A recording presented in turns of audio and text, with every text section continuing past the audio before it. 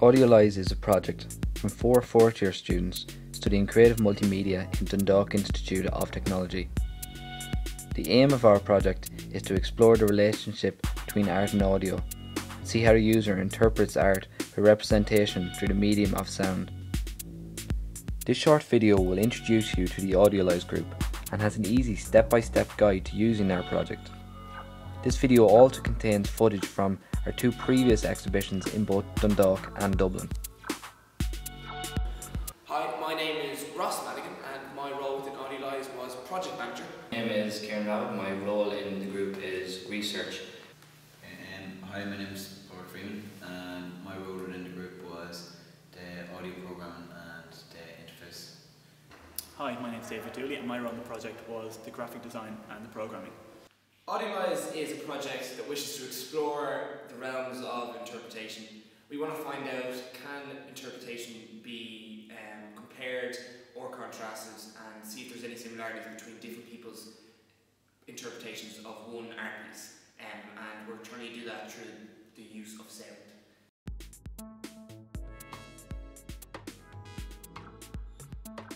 To start off with, the user will step up to the podium where they are presented with the tools necessary to control the project, an Apple iPad and an Apple touchpad.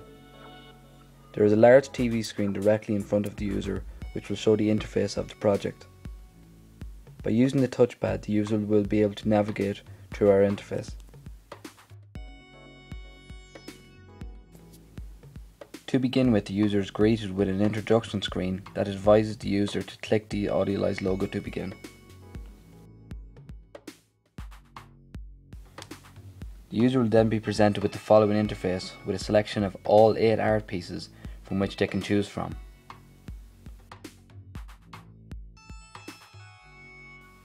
When the user selects a painting, they will be presented with a larger high-res image of the art piece. From here, they can also navigate through information on the art piece and artist as such.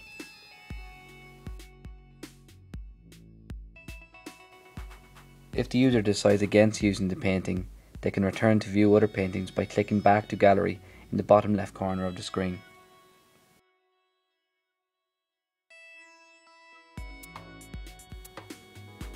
The user may then choose another painting where the same navigational controls will apply.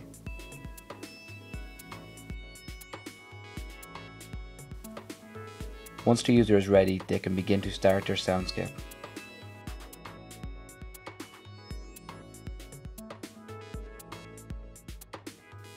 When the user is ready, click Make to begin your soundscape.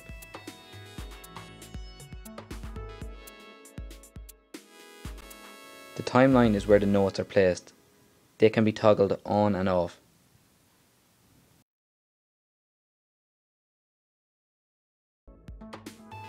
The playhead plays the notes as they're passed. The user may then press play to hear the sounds. Tempo can be used to speed up and slow down the soundscape.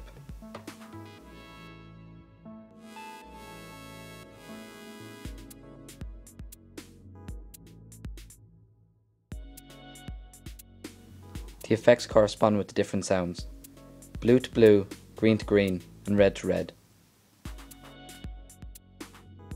The user may also turn the volume up and down as they wish.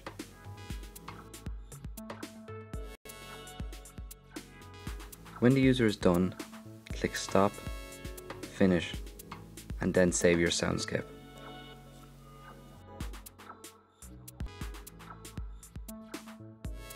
So we're here in the basement gallery here in the town hall in Dundalk, just about to start our Audiolise exhibition, so we're looking forward to it.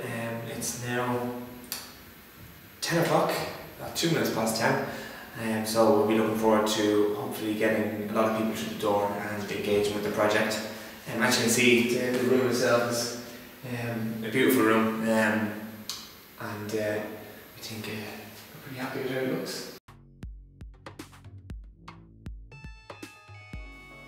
As this was our first public exhibition, we were also looking forward to getting some user feedback of our project. As the day went on, more people came in to view the project, and we managed to get some really good user feedback from the users and even artists whose work we were exhibiting. Well, I was very interested in the project with sounds, with paint, and obviously with my paintings and everything, and I use a lot of colours in my paintings, that I was interested to see what ways to do the sounds to represent them. I suppose I haven't given much thought before to putting sound, interpreting paintings, I suppose, in a soundscape, so to speak. So I thought it would be interesting to see what you lads were about. It was really good, really sort of self-intuitive. Like just by looking at the instructions and stuff like that, I kind of knew then where to, what to use on the thing, how to use it, and it was pretty good to use. Really well worth the visit. I remember reading your proposal and I was grabbed by it straight away, because we do get quite a lot of proposals in, and I thought there was a slight difference there, but there was certainly a professionalism to it as well. And I thought your statement, your philosophy, was a very true and well researched philosophy.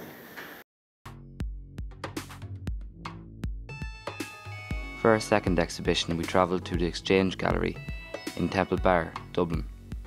The entire group was excited at the thought of showcasing our project in Dublin, and we had high hopes that the project could generate a lot of interest in the Exchange Gallery. I really liked it, really good, good fun.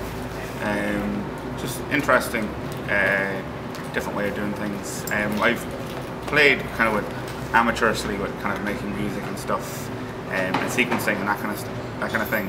But to do it linked with visual art and stuff is something I'd never done before, so it was a nice experience to take in a piece of art and have the sounds represent that way, so it's just something new. Yeah, it's very simple, very kind of intuitive. The way it's laid out is very straightforward. You follow the instructions on the screen, and then the actual interface itself is very easy to use, it makes a lot of sense. As the day went on, the crowd in the Exchange Gallery grew noticeably bigger. Everyone in the group was very happy to interact with all the users and talk them through the concept of our project. The number of people who came into the exhibition even exceeded our initial estimate, and there seemed to be a real buzz around the project. Today's going really good. As you can see, we're in Temple Bar, a beautiful massive window space which people keep looking in, they're reading the signs, they're getting involved, and the response we've gotten is amazing. We've had lecturers, we've had people working in creative fields, we've had just complete passers by, and looking forward to seeing the results. Overall, we were really happy with how both exhibitions turned out, and we had gathered an abundance of data that will now need to be analysed. All the analysis that we have collected will be showcased at the Feast exhibition in the Carroll's building on the DKIT campus in Dundalk from the 1st to the 3rd of June. We're at the last day of the exhibition on a Friday at the Feast exhibition, and things are going really well so far. A lot of people in over the last two to 3 days, so it's coming towards the kind of end of the college term. 4 more hours and then that's basically it. So hopefully there's a couple more students coming in. I think there's planning on past students are coming in inside the next 2 or 3 hours, so it's probably going to be busy. So hopefully more people will interact with the project, and that's basically it then. And how do you think the past students will take the project? I think so, yeah, I think very good. It'd be interesting to see what questions they ask us as well. I think because they've did multimedia, they'd be more inclined to maybe understand our project and kind of be able to navigate through it more so easier than the other students might be, so, or other people that have came in. I think they'll really enjoy our project. From studying and acquiring data from all the users that participated with Audiolise, we were able to accumulate a lot of findings about our research-based project. 2 examples of research carried out was on such things as studying the general percentage of users' ages, from which we found out that the 22 to 26-year-olds was the largest age bracket at 34%. Other data included finding out how user-friendly people thought the project was, with very positive results overall.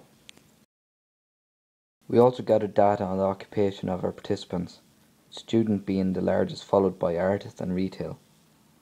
The rest of our data and findings can be viewed at AudioliseWordPress.com.